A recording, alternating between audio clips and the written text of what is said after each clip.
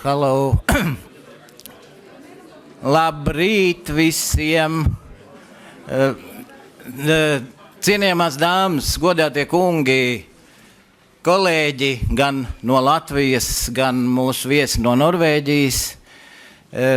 Mani sauc Jānis Asars, es esmu Valsts kultūras pieminekļu aizsardzības inspekcijas kultūras mantojuma politikas daļas vadītājs, un man šodien ir uzdots tā kā sekot līdzi, lai neviens no runātājiem nepārkāp atvēlēto laiku, un var sakot, lai mūsu programma norisinātos atbilstoši programmai. Tātad man ir pirmām kārtām liels prieks visus sveikt šajā nelielajā, bet tomēr mājīgajā telpā un atklāt šīs dienas semināru, kas ir veltīts vēsturiski ēku restaurācijas gaitai un ēku ilgtspējīgai attīstībai. Šis seminārs tiek organizēts tātad inspekcijas sadarbībā ar Brīvdabas muzeju un Norvēģijas kultūras mantojuma direktorātu, un kā jūs redziet, tad semināra noris tiek finansēta no Eiropas ekonomikas zonas finanšu instrumentu programmas kultūras un dabas mantojuma saglabāšana un atjaunošana. Es ceru, ka seminārs būs interesants mums visiem klātesošiem. Protams, jāatvainojās par to, kad varbūt daudzi arī no tiem, kas gribēja piedalīties šajā seminārā, tieši telpu ietilpības dēļ nebija viņiem iespējams piedalīties, bet tieši tādēļ ir norganizēta arī tā sauktā straumēšana, un tie, kas grib un gribēs sekot līdz šim semināram, tad šāda iespēja ir dota. Un tagad pirmās uzrunas teikšanai es došu vārdu šīs mājas saimniecei, Latvijas etnogrāfiskā Brīvdabas muzeja direktorei Ilzei Millersonai.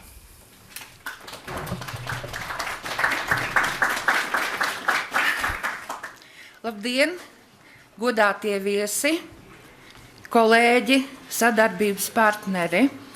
Man ir liels prieks jūs šodien sveikt Brīvdabas muzejā, atklājot šo konferenci, kas veltīta kultūra vēsturisko ēku restaurācijas procesiem un pieredzes apmaiņai. Es gribu teikt lielu paldies Valsts kultūras pieminekļu aizsardzības inspekcijai, kultūras ministrijai un Norvēģijas kultūras mantojuma direktorātam par šīs tikšanās organizēšanu un par to, ka mēs, mūsu muzejs, izraudzītu kā bāzes vieta šai tikšanās reizei.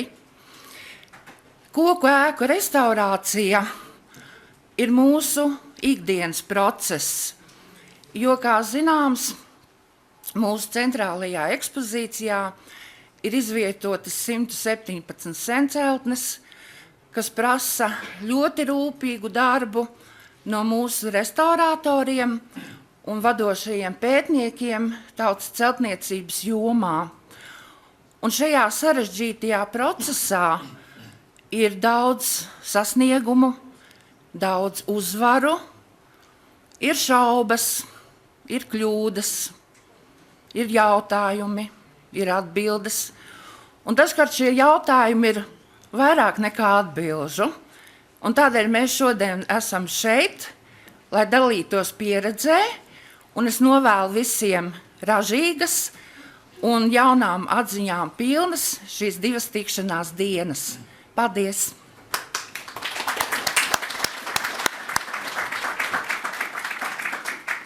Paldies Millersons kundzei, un tagad īsu uzrunu mums teiks mūsu Latvijas Republikas kultūras ministrijas Eiropas Savienības fondu departamenta direktora pienākumu izpildītāja Zanda Saulīte.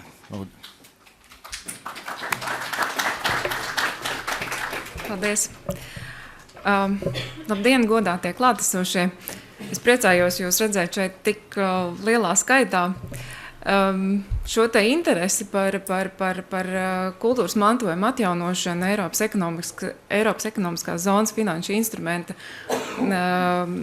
ietvaros mēs esam redzējuši visu programmas īstenošanas laiku. Un kultūras ministrija šo te programmu, kuras mērķis ir pasargāt un saglabāt nākamajām paudzēm kultūras un dabas mantojumu, padarīt to publiski pieejamu, ir īstenojusi sākot no 12. gada. Mēs šobrīd atrodamies tādā kā programmas noslēguma fāzē, kad vairāki projekti jau ir pabeigti, un vairākums no projektiem tiks arī pabeigti līdz šī gada beigām. Programmas ietveros ir bijis pieejams finansējums 11,7 miljonu apmērā, un 10 miljoni no šī finansējuma ir novirzīti tieši kultūras mantojuma objektu atjaunošanai. Un šis te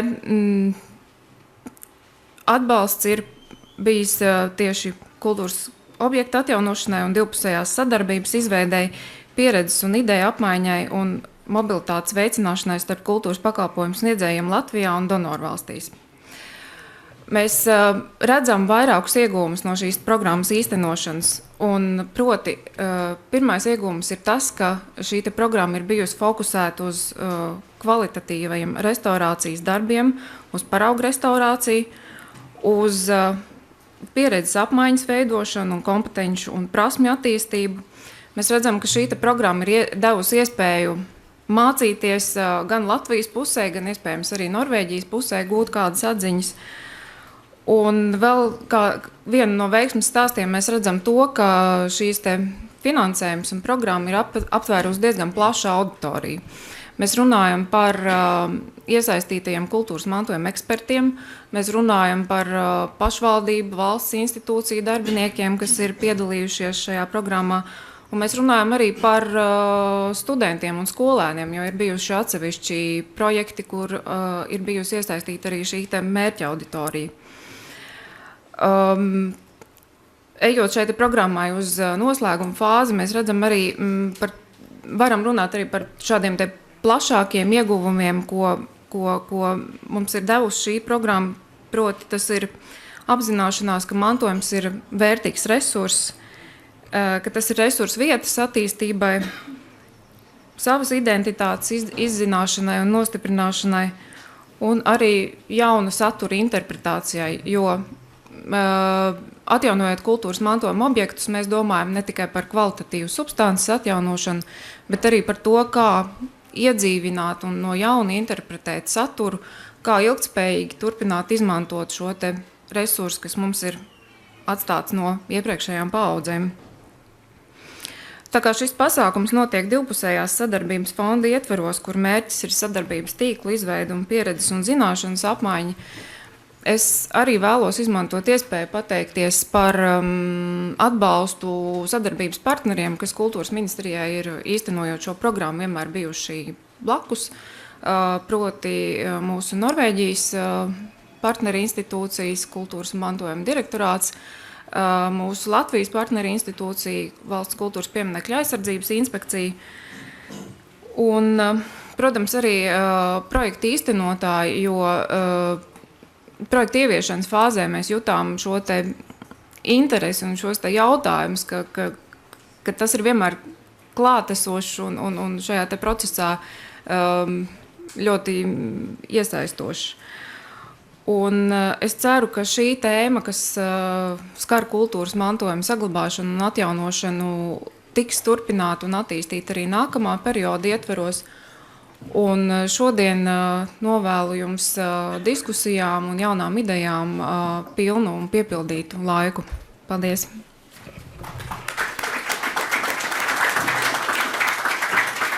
Paldies Saulītes kundzei par laba vēlējumiem mūsu šīs dienas konferencei. Un tagad es došu vārdu Valsts kultūras pieminekļu aizsardzības inspekcijas vadītājam Jurim Dambim, kurš tad tieši ievirzīs mūs un izklāstīs ideju šī semināra organizēšanai un varbūt arī saistībai tieši ar šo vietu. Dāmas un kungi, cienījamie kolēģi, man ir liels prieks atrasties šeit, šajā skaistajā vietā, Brīvdevas muzejā.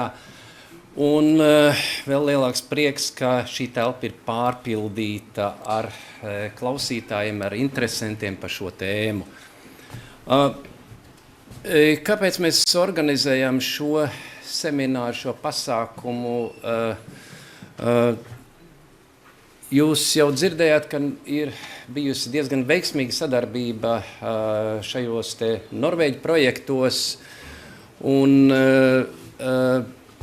mēs daudzās vietās esam redzējuši ļoti labu apmācības procesu, labus atjaunošanas, restaurācijas darbus, un dienā saskaroties ar pieminekļa aizsardzības problēmām, ar restaurācijas specifiku, mēs ar vien konstatējam to, ka mūsu kompetenci jāpaukstina, ar vien vairāk mums ir jākļūst par labiem, kompetentiem speciālistiem tieši praktiskajā kultūras pieminekļa saglabāšanas darbā, un ne tik daudz birokrātija, ne tik daudz papīra, kā substance, pats piemineklis ir ļoti svarīga. Kultūras mantojuma nozare ir definējusi savu misiju, un tā misija skan tā: saglabāt kultūras mantojumu kā cilvēku dzīves kvalitātes nozīmīgu faktoru, apzināt, aizsargāt, uzturēt un iekļaut mūsdienu dzīves apritē materiālo kultūras mantojumu, veicināt sabiedrībā kultūrvēsturisku vērtību izpratni. Mērķis šai sarunai ir attīstīt zināšanas un prasmes vēsturisku ēku atjaunošanā, akcentēt secīgu, profesionālu restaurāciju un kāpināt uzmanību autentiskumu saglabāšanā. Iecere ir sadarbībā ar Latvijas etnogrāfisko brīvdabas muzeju veidot restaurācijas kompetenču centru ar kultūrvēsturisku detaļu krātuvi. Par to mēs vairāk runāsim rītdien. Tātad šī nav tikai saruna, nav tikai viens seminārs, bet mums ir tālāk ejoši mērķi. Pamats, kāpēc mēs to darām, ir kompetentu speciālistu trūkums vēsturiskā ēku atjaunošanas procesā, arvien pieaugušais restaurējumu objektu apjoms, par maz pievērsta uzmanība oriģinālu detaļu saglabāšanai un, protams, atbildība par kultūras vērtības saglabāšanas kvalitāti. Iespēja. Mums ir unikāla iespēja izmantot Valsts kultūras pieminekļa aizsardzības inspekcijas un Norvēģijas Nacionālās kultūras mantojuma pārvaldes veiksmīgu 20 gadu garumā sadarbību jauniem izaicinājumiem. Norvēģijas kultūras mantojuma direktorāts ir tā institūcija, ar ko mums ir bijusi visus šos te gadus visciešākā profesionālā sadarbība, un vienmēr mēs esam bijuši gandarīt priecīgi par to sniegumu, ko mūsu kolēģi no Norvēģijas puses ir devuši. Tā ir saruna par apdraudētām kultūrvēsturiskām vērtībām, kas prasa aktīvu un atbildīgu rīcību. Tā ir saruna par restaurācijas procesu, par to, kas notiek un kam jānotiek ir objektā. Tā ir saruna par restaurācijas procesu, par to, kas notiek un kam jānotiek ir būvlaukumā. Tā ir saruna par atbilstošiem materiāliem un restaurācijas metodēm. Tā ir saruna par zināšanām, prasmēm un pieredzi. Un mēs veidojam sarunu par veiksmīgiem, iedvesmojošiem piemēriem, kurus jūs šodien dzirdēsiet. Un tā ir saruna par izceltu kultūrvēsturisku vērtību kopuma radītu noskaņu, kas ir ļoti svarīgi kultūras mantojuma saglabāšanas darbā.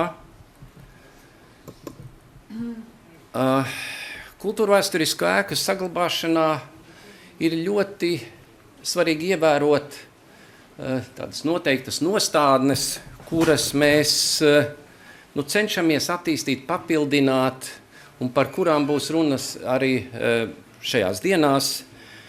Un mēs zinām to, ka kultūras pieminekļa labākās saglabāšanas veids ir to regulāra, saulaicīga kopšana. Mēs zinām to, ka steiga un nesagatavota rīcība piemineklim ilgtermiņā rada tikai zaudējumus.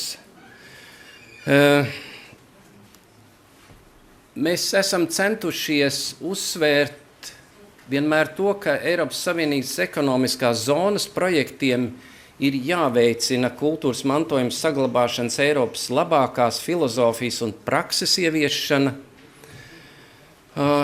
objekta konservācijas un restaurācijas darbiem vienmēr ir jābūt pārdomātiem un secīgi plānotiem, profesionāli vadītiem un uzraudzītiem.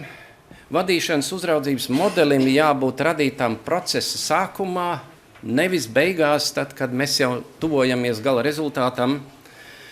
Izšķiroši svarīga ir izpēte, izdiskutētas saglabāšanas koncepcijas un projektu dokumentācijas izstrāde un kvalificētu speciālistu piesaiste.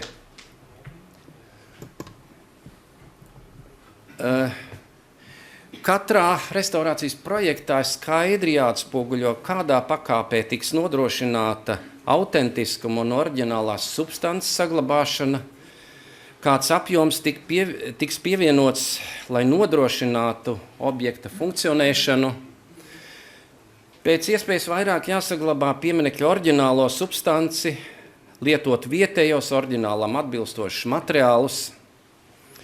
Pieminekļa saglabāšanai piemērotas roku darba metodes un tehnoloģijas, jāparedz objekta konservācijas gaitā atgūstamā materiāla taupīga izmantošana, nevis izmešana izgāstuvē. Objekta konservācijas dokumentācijā jāparedz darbu izpildes kvalitātes rādītāji. Tas ir ļoti svarīgi visām iepirkuma dokumentācijām. Projekta ietvaros jāparedz restaurācijas amatu apmācība, pieredzes pārņemšana, jāizmanto labas prakses piemēri, tie jāpopularizē.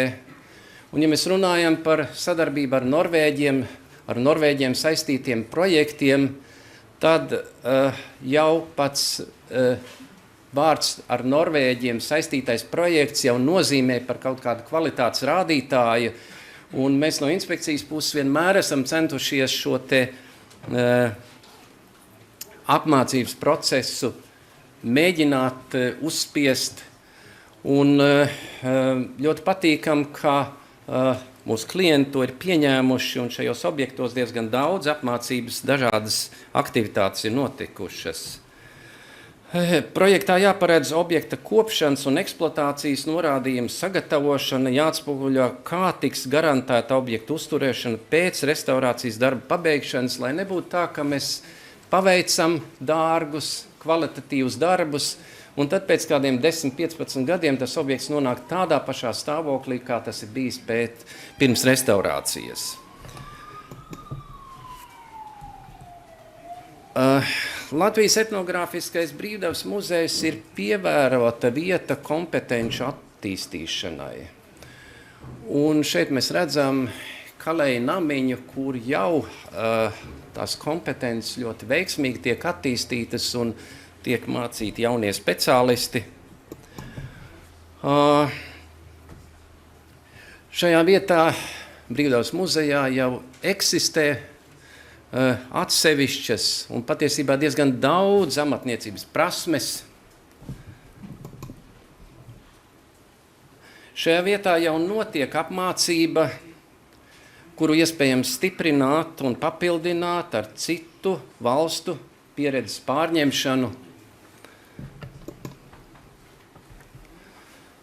Mēs esam noskatījuši Bonaventūras muižu vai Baložu muižu, muižas pārvaldnieku dzīvojumu ēku, kura šobrīd ir bez izmantošanas un ko sadarbībā ar Brīvdabas muzeju mēs ceram pacelt tādā līmenī, lai šajā vietā izveidotos jauns kompetenču centrs, kur nākotnē arvien aktīvāk apmācības process varētu notikt. Šajā vietā ir iespējams arī komplektēt pamestas kultūrvēsturiskas detaļas, tām atrast jaunu dzīvi. Ja mēs runājam par valsts kultūras pieminekļu aizsardzības inspekcijas nākotnes plāniem, tad arī inspekcija vēlas pārkārtot savu darbību, akcentējot uzmanību, vērtību praktiskajā saglabāšanā, konsultāciju sniegšanā, mazāk birokrātijas, vairāk saikni ar praktisko kultūras pieminekļu aizsardzības darbu, vairāk saikni ar pašu objektu, ar substanci.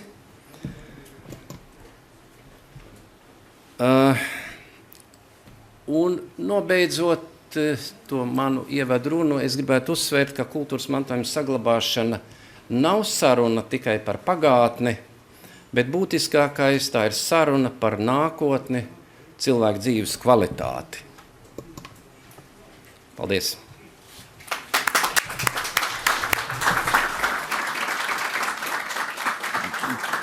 Paldies Damikungam, un pirms mēs pārējām pie jau viņa pieminētajiem labas prakses piemēriem, vēl viena praktiska informācija. Tātad jūs visi redziet, ka šeit ir nodrošināta mums sinhronā tulkošana, un tātad pirms dodu vārdu mūsu norvēģu kolēģiem atgādinu, ka tātad latviskais tulkojums ir 2. kanālā.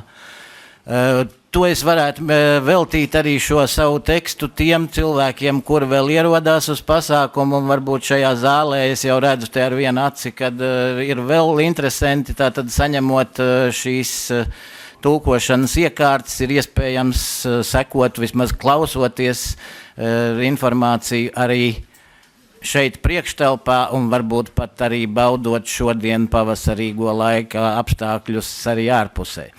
Tātad tagad man ir prieks dot vārdu Šūram Melumam no Norvēģijas kultūras mantojuma direktorāta, kurš mūs iepazīstinās ar Norvēģijas pieredzi tieši sadarbības projektos un nozīmi zināšanu paplašināšanā. So, you are welcome. First of all, I will say thank you for inviting me here. I've heard about all the projects here in this country and the other Baltic countries, and I've always liked to go there. I heard about my colleagues going there, and I will say, oh, one day, hopefully, will be my turn. But so now finally I'm here. So I have been working at the Directorate for Cultural Heritage for almost 20 years.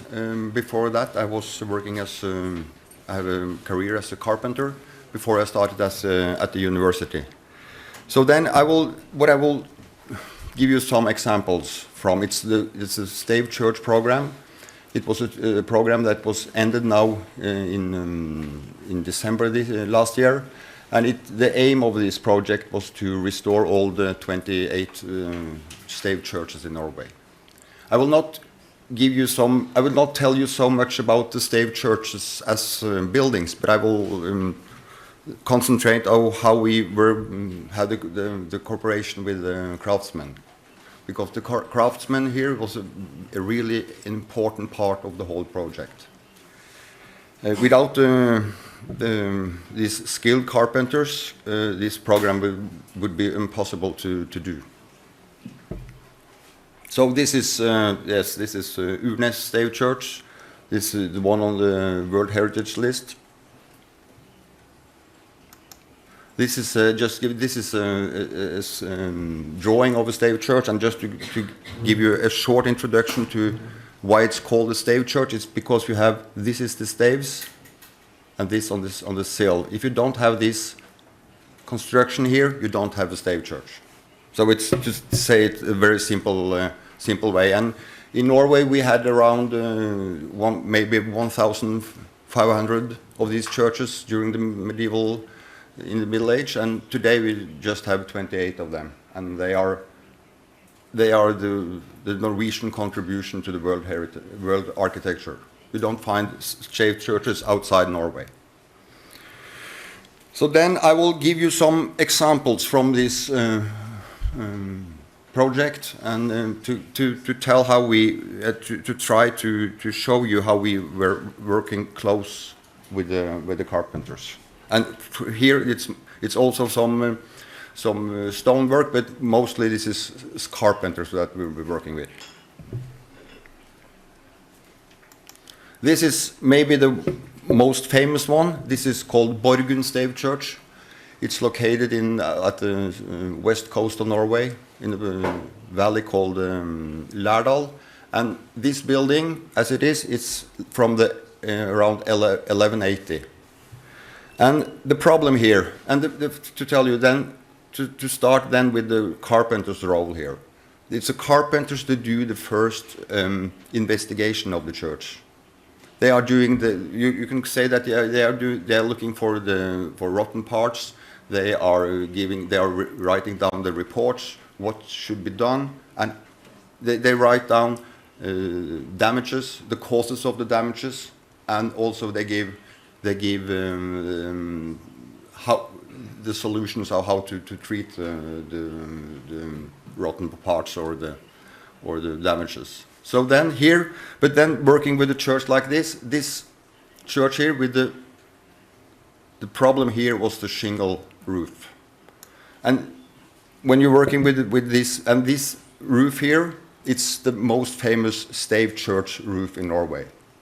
This is the so-called the icon. This is the way a stave church roof should look. And on this church, it's been changing shingles several times through since it was first built in 1180, but they have never changed shingles on the whole church. So you have here shingles from different generation. Up here, we think that you have one original one from 1180, but the rest of the church they have changed shingles several times. And then our project was then it was necessary to repair the roof, but we were discussing first at our office, is it possible to change just the rotten shingles? And then because we wanted, if you change all the shingles here, you will get a quite other impression of the church when it's finished. Because if you see here, so then the first summer they were trying to do, we did some test felts, the carpenters did some test felts. Is it possible just to change the rotten parts? And you can see here that you have here different, this one is older than this one, and this is the new ones. And here it was important for us to discuss this and to try, as a carpenter, to just choose to change the rotten ones, because if it was necessary the first season to do some test felts, and that's what they did. And here, this is before you can start the work in the church, they have to produce the shingles, and the shingles were produced in the traditional way, with an axe and just an axe. So it's on the others, you can also produce them by a saw, but here we wanted to use the traditional materials and also the traditional techniques. So then this was the first part of it.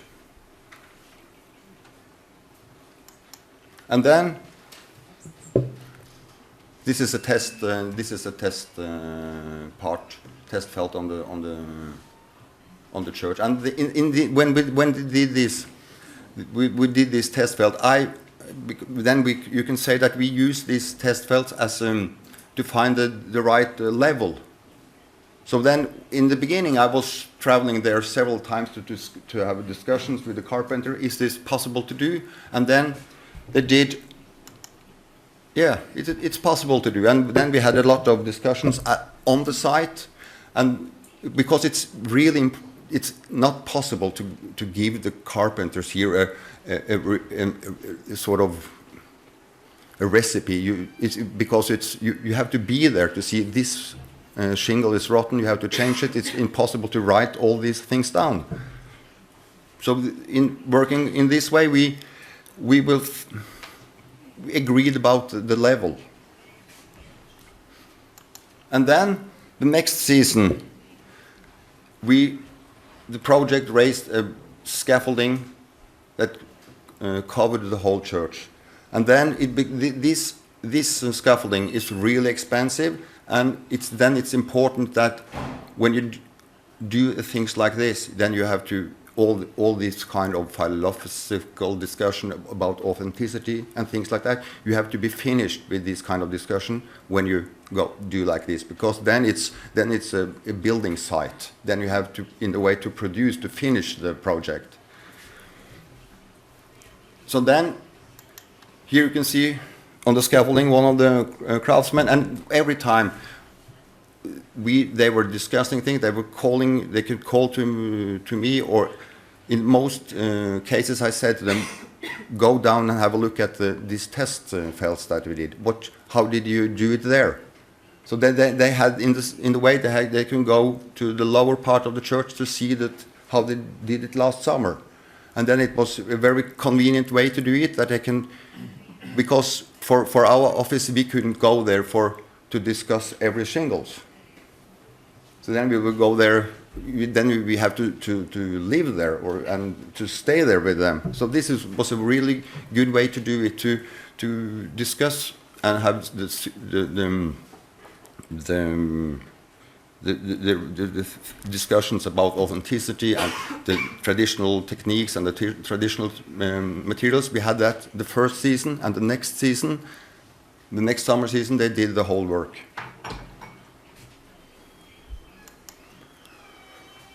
Here you can see how they work, and I can just show you from the last picture. You can see here that you have a lane out here. This inner lane is for the carpenter, and the outer lane here it's for the tourists. So the tourists were here invited up on the scaffolding, and it was a big success for the owner of the church, because they didn't have the possibility to show the exterior of the church, but they can invite the tourists up on the scaffolding.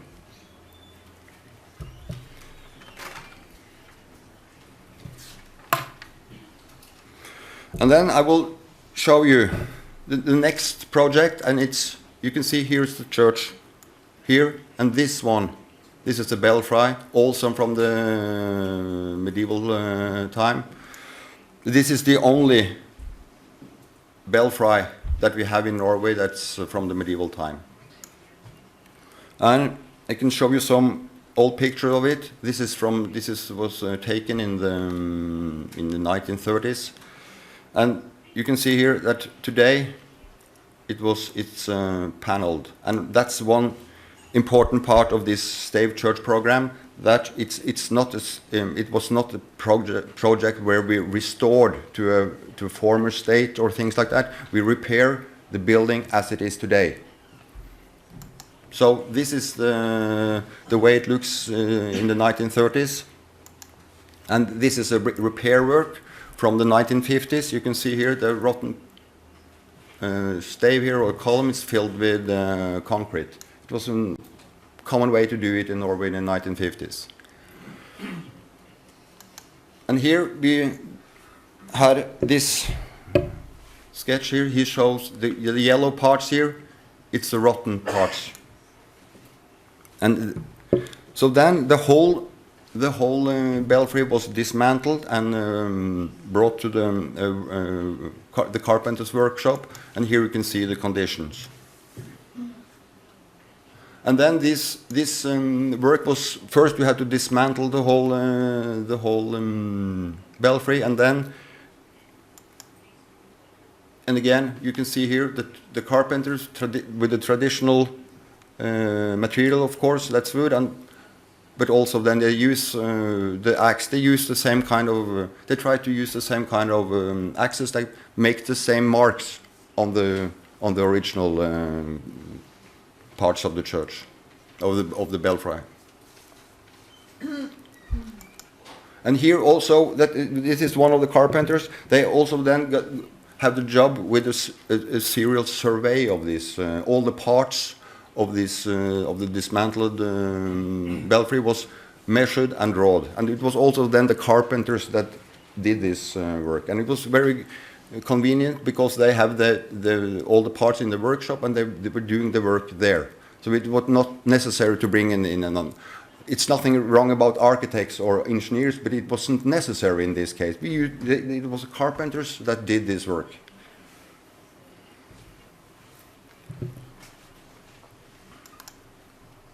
Here you can see, and then you will have discussions like here. You can see here.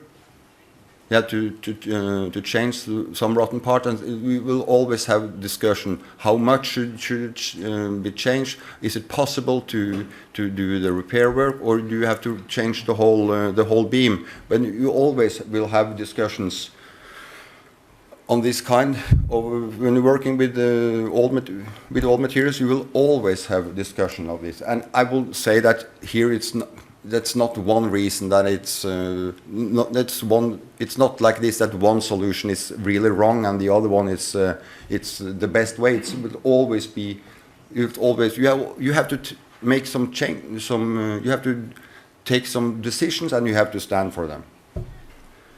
But to say it simple, that we try to change as little as possible, and it's as possible. And in this case, this is as little as possible, and we always use, the carpenters then use the traditional materials and the traditional tools. And I think one very important reason for using the traditional materials and the traditional tools, that when you're working with a building that is built in the 1180 and it's in so good condition, you can say in good condition concerning that it's almost 800 years old, you should have had really good reason to choose something else than traditional materials and traditional techniques. Because if you try as hard as you can to do it is in the same way as originally built, then I will say that it is a good chance it will last for another 800 years. Don't think that when you're working with old buildings, you should not do any experiment with modern materials. Mm. And here, when it's then the repair work was finished, then it was again raised at the buildings at the site, and here you have. This was a connection that the carpenters invented for this special project, because this is not a traditional way to do it. The traditional way, I will think, was to change the whole thing. But here again, it was important to save as much as possible. And then in this case you get a solution like this.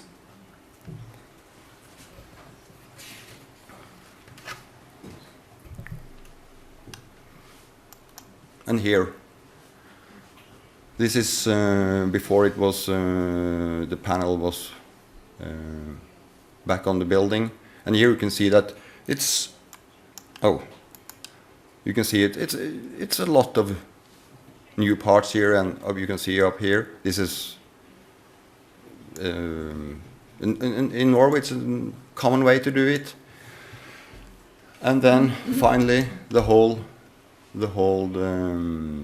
belfry got a new paneling on all the walls, and this is the reason for this, that you in one way you can have left it like this and it would be like it was in the 1930s, but then it was one of the main principles in the Stave Church program, that we just repair the church as it is. It's because when you start, it will be a completely different project, which we should also have discussed. Should it do to take some buildings back to a former state, and it will be difficult to find the right period. And so I think it was a good solution to have this principle that repair the church as it is.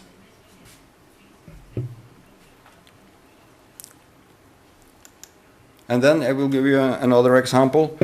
This is Nore Stave Church. Just to show you that here is Nore. This is Nore Stave Church, how it looks today. But if here, this is the original Stave Church. Here, this is, and then this here. This is later additions.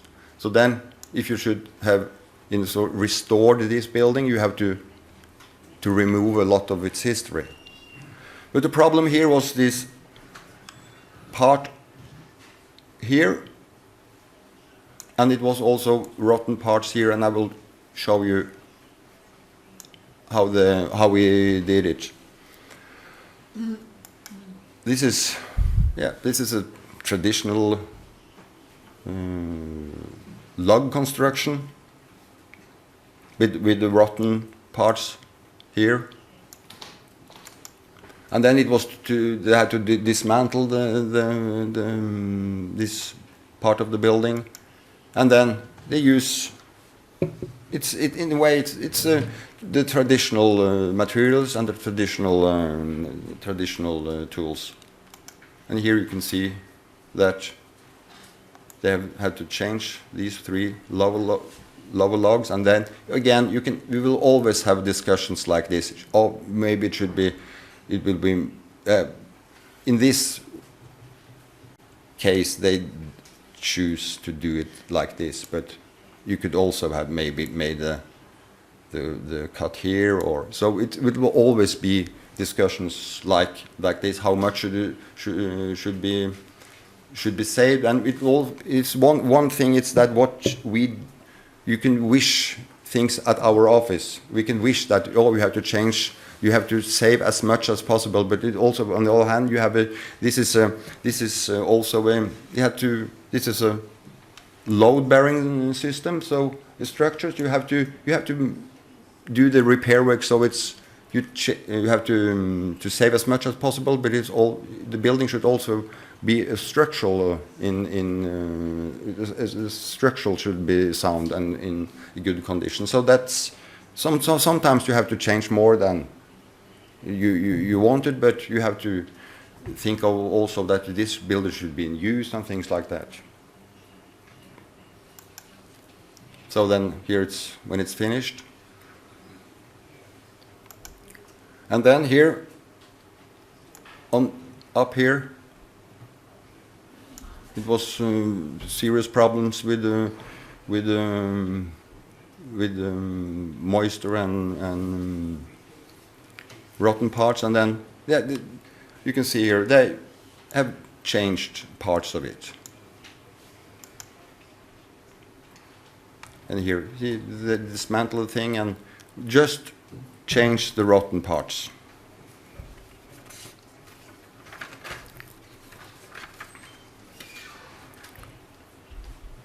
And again, and will be, as I said before, you can see here is the traditional tools with and the traditional materials. And in one way, it's simple to say it, but on the other hand, you have to use a lot of time to find the right materials. Even in Norway, it's covered with forest. It's hard to find the best and good quality pine, and also we have a lot of skilled craftsmen in Norway, but it's important to give also younger carpenters the chance to work with the buildings like this. So the man here, he's one that are really pleased to work with younger craftsmen to learn. So it's important that the skill how to do it also go through to the next generation.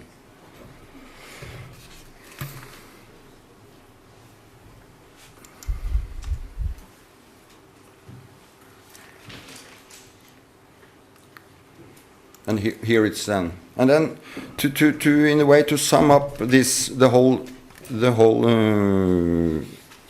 Stave Church program and how we were working with it. That was this thing with the emphasis on and the importance of handcraft and material quality. That is something that's quite new in Norway. It's just since the 1990, beginning of the 1990s, that we've been working like this in Norway.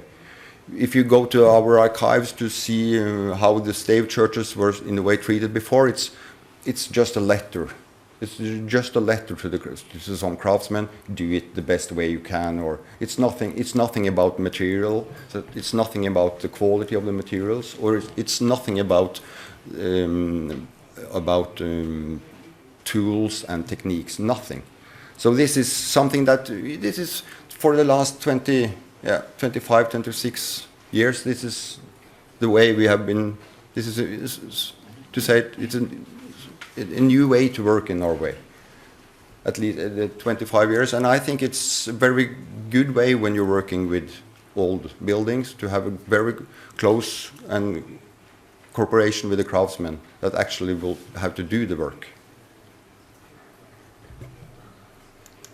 Thank you.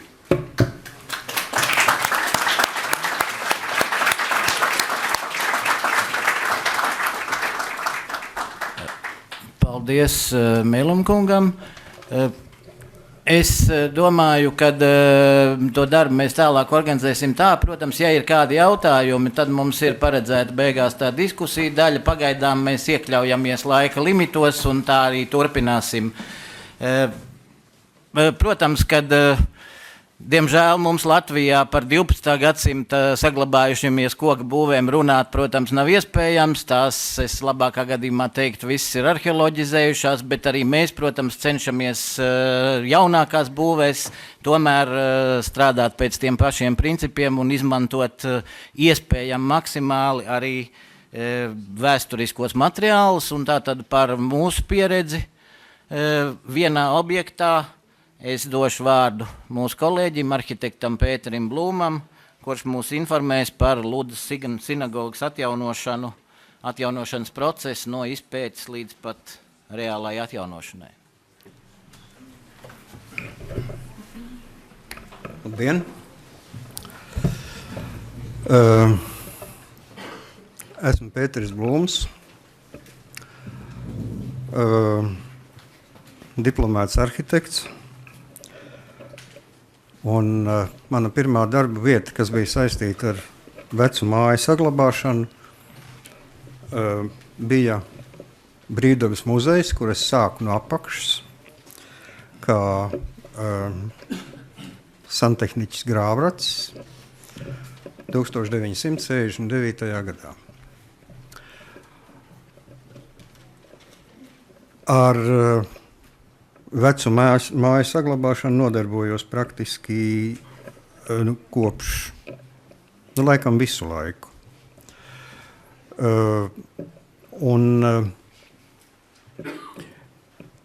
Es gribētu jums pastāstīt par ēku, kas ir atjaunota pavisam nesen. Tā ir Ludzas sinagoga, un Ludzas sinagoga ir viena no 2 saglabājušamies koku sinagogām Latvijā, un tā ir viena no ļoti nedaudzām koku sinagogām Eiropā,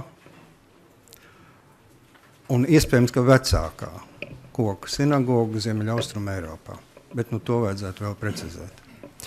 Tātad darbs tika darīts ļoti strauji. Ēka 2013. gadā vēl nebija kultūras piemineklis. 2013. gadā viņa tika iekļauta pieminekļu sarakstā. Tajā pašā gadā viņa tika dāvināta pašvaldībai, lai viņa varētu saņemt valsts finansējumu. Tajā pašā gadā notika arhitektoniskā mākslinieckā izpēte, un tas bija pirmā vēsturiskā celtne, kura mērķtiecīgi tika saglabāta Ludzā. Un jāsaka, ka Latgalē plašāki restaurācijas darbi vispār notiek tikai pēdējo 7-8 gadu laikā. Bet Ludzā nekā tāda nebija. Viņiem nebija uz vietas ne speciālistu, ne pieredzes, ne attieksmes, nekā cita. Izpētes darbu un projektēšanas darbu veica birojs, kurā es strādāju, tas ir Sijā konvents, ar maniem kolēģiem. Pie manis strādā 3 jauni arhitekti, no kuriem viena ir studenti. Tā kā darbs ir būtībā tāds, ka man ir jābūt kā skolotājam, kā projektu vadītājam un kā biroja vadītājam, bet tie cilvēki ir ļoti interesēti. un tā ir tāda, diezgan liela profesionālā pieredze viņam.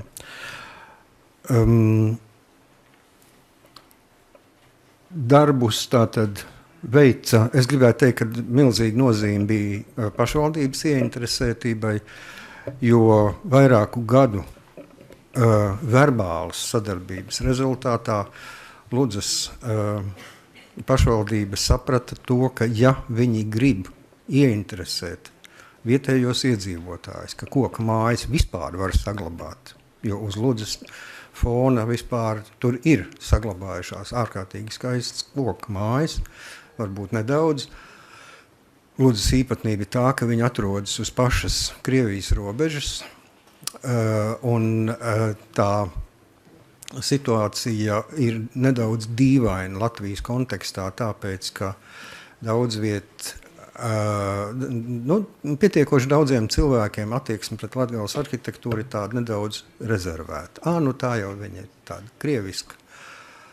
Un tas ir ārkārtīgi svarīgi nostiprināt šajos cilvēkos, kas dzīvo Krievijas pierobežā, identitātes sajūtu, kas viņiem ļauj saprast, ka jā, varbūt viņi dzīvo savādākā identitātes pasaulē kā Liepājā vai Kuldīgā vai Ventspilī, kur ir kurzemnieki vai cēsīs. Tā ir savādāka arhitektūra, tā ir nedaudz savādāka mentalitāte, bet viņi ir tie paši latvieši,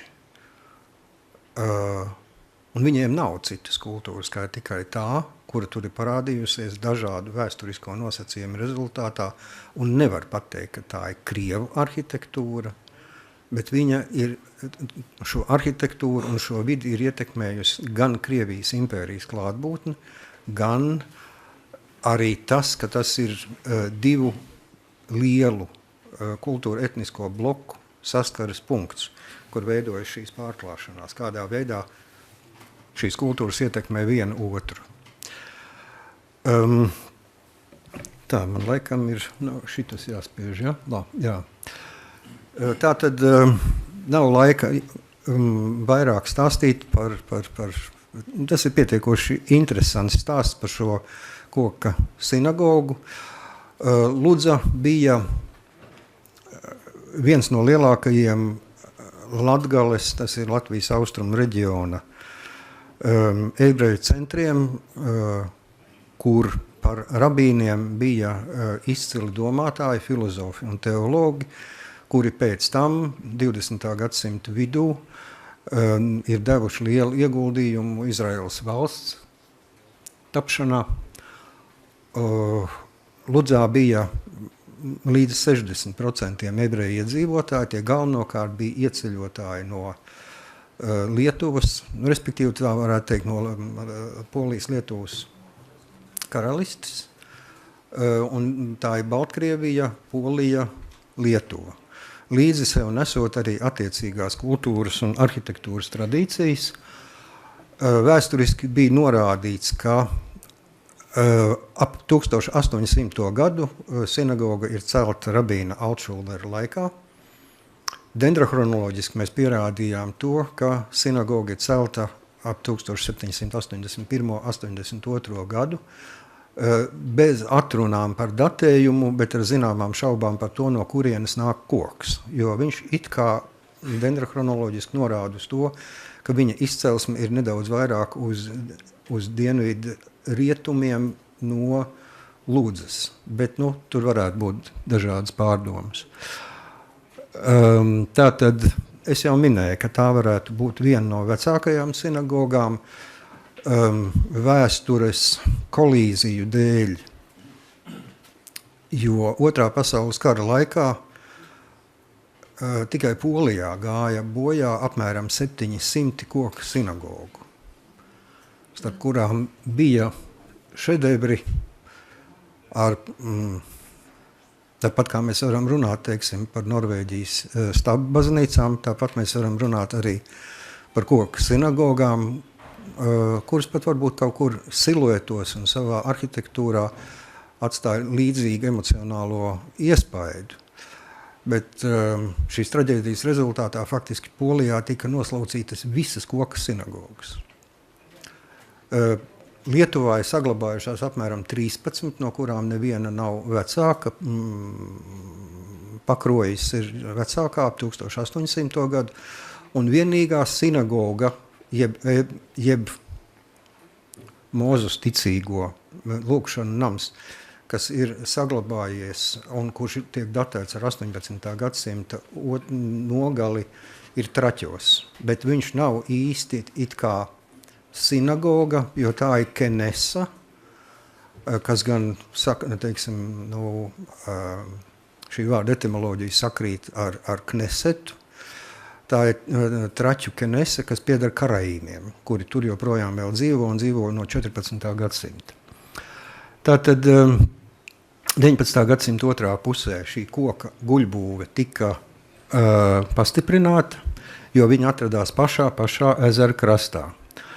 20. gadsimta 20. 30. gados tie pastiprinājumi atkal jau bija traģiskā stāvoklī, un tad viņi izvāca ārā guļbūves apakšējās daļas, apmēram 1,20 m augstumā, aizvietoja viņas ar pusotru ķieģeļu biezu mūru un apmūrēja no ārpuses ar pusķieģeļu mūri.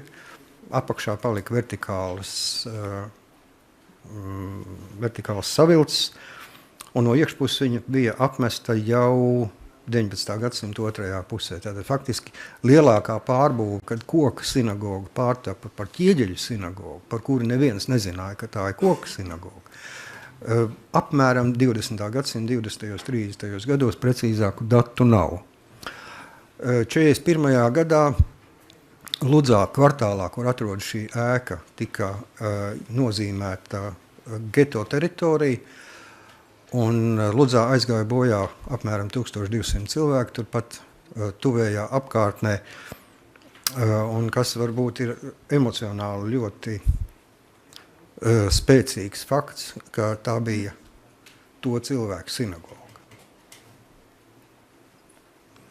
Pēc otrā pasaules kara laikā, pēc tam, kad faktiski ebreji tur bija noslepkavoti, vācieši it kā viņi esot izmantojuši vai par garāžu vai par zirgu stāli, kad vienā galā tika izzāģēts liels gabals.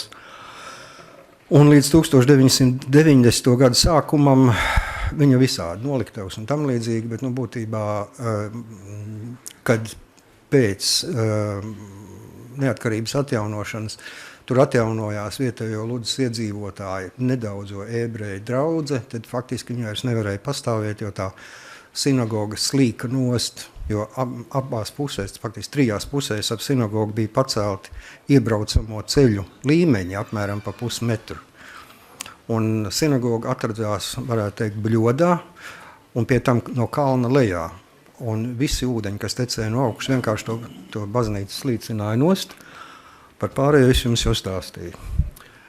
Šādi izskatās sinagoga 2011. gadā ar nedaudz īpatnēju mansardu jumtu tādu variāciju, ko sauc arī, es vismaz literatūrā tādu apzīmējumu esmu atradis, par poļu mansardu, bet patiesībā tas ir vienkārši 4 slīpu jumts ar uznaglotu spāru paaugstinājumu šajā te daļā un ar profilu šeit. Un šeit jūs redzat to apmūrējumu ar ķieģeļiem no 20. gadsimta 1. ceturkšņa un domājamo vietu, kur Vāciešu otrā pasaules kara laikā esot izveidojuši iebrauktuvi un kāpņu telpu, kas pastāv jau pietiekoši sen. Šeit ir sinagogas atrašanās vieta, kur ir jau 1770. gadu plānā atzīmēta, un ja ezers tagad ir šeit kaut kur, tad agrāk, tātad līdz 1920. gadiem, ezera krasts ir bijis apmēram šajā te vietā, šeit. Šeit mēs redzam attēlu, kur šis ir 1930. gadu fotoattēls, kur baznīca ir jauns jumts un faktiski arī stipri jauns ķieģeļu apmūrējums, bet mēs redzam, ka viņš no vienas vietas ir redzams plaiss. Tas nozīmē, ka tā ķieģeļu apmūrējums jau tajā laikā nestrādāja, jo tā māja bija, viņa bija izļurkājusies, izkustējusies un pusķieģelis tādā augstumā ar ķieģeļu konstrukciju apakšā tas ir galīgi garām. šī ēka, jūs redzat šeit, un šī sinagoga, tas ir 19. gadsimta beigu attēls, kur sinagoga jau ir apmesta no ārpuses. Un domājams ar koka materiālu jumtu, visticamākais, kas skaidu jumtu. Informatīvs attēls par Ludzu. Es domāju, ka tas ir viens no skaistākajiem koka pilsētu attēliem, kāda Latvijā mums ir. 19. gadsimta 70. 80. gadi, kur sinagoga ir nedaudz šeit pa labi, bet mēs redzam kokmateriālus, kādi tajā laikā tika lietoti, un vienu īpatnību, ka šeit šo izteikti it kā krievisko ietekmu uz arhitektūru mēs praktiski nejūtam. Šeit vēl nav iestājusies tas laiks, te vēl joprojām ir Polijas arhitektūra. No tā laika, pirms tātad Krievija pievienoja sev Polijas karalistes daļas, tā skaitā arī Inflantiju. 30. gadi. Šeit mēs redzam jau, ka parādās cita veida ēkas ar šiem raksturīgajiem tipiskiem Krievijas arhitektūras elementiem, kuru novērošana mērogā, kādā noklāja viņi zemeslodi, ir vispār fascinējoši. Es pirms pāris gadiem biju Sibīrijā, Tomskā, tad man ir citā vienā attēlu kopumā salikts kopā, kā izskatās mājas Tomskā un kā viņas izskatās Ludzā, un tas ir 1:1. Šī kultūra ir gigantiska. Tas ir pat, viņas gravitācija, pat ir grūti aptverama, jo tie ir 1000 kilometri, un tur ir viss tas pats. Tā kā tas, ka mēs vēl esam spējuši šeit saglabāt, tas ir brīnums. Un šeit mēs redzam vienu ēku ar baltu jumtu. Tas ir Ludzas sinagoga 30. gados ieguva jaunu jumtu. Tas ir Angļu skārda jumts, kurš ēkai ir joprojām sašauts un ar caurumiem un bojājumiem, bet viņš tika saglabāts. Daži skati no tās vides, kurā turpat blakus dzīvoja un dzīvoja un strādāja Ludzas ebreji un arī Ludzas pārējie iedzīvotāji, bet šī bija Ludzas ebreju pasaule, jo, kā zināms, tirgošanās, apmaiņa un darbs, kurš ir saistīts ar cilvēkiem, tā ir ebreju ārkārtīgi raksturīga pazīme. Šī ir pareizticīgo baznīca Ludzas galvenajā laukumā. Un tad 38. gads, kad izdega visi centra kvartāli, izņemot tos kvartālus, tā ir viena no daļām, kad pie ezera tātad šīs ēkas nenodega, un faktiski Lūdzu atkopties vairs neatkopās nekad, jo pēc 38. gada, kamēr viņi attiedzās, tad jau bija 40. gads, pēc tam tā bija tāla perifērija, kur īpaši nekādas intereses nevienam tur kaut ko darīt nebija.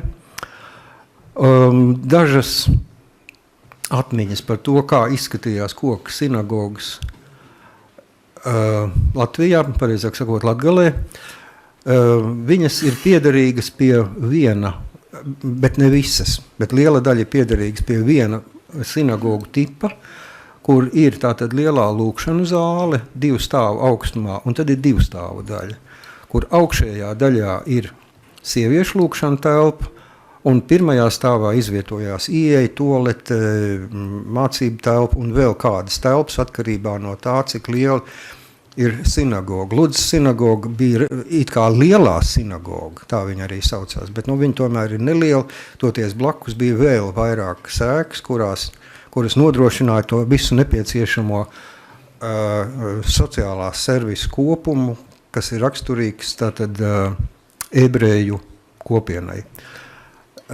Tātad Daugavpils atkal tas pats tips, kuru sauc par Rašī tipu, Rezeknes sinagoga un Subatas sinagoga, kur vēl bija nesen, bet tās vairs nav, kas pieder citam tipam.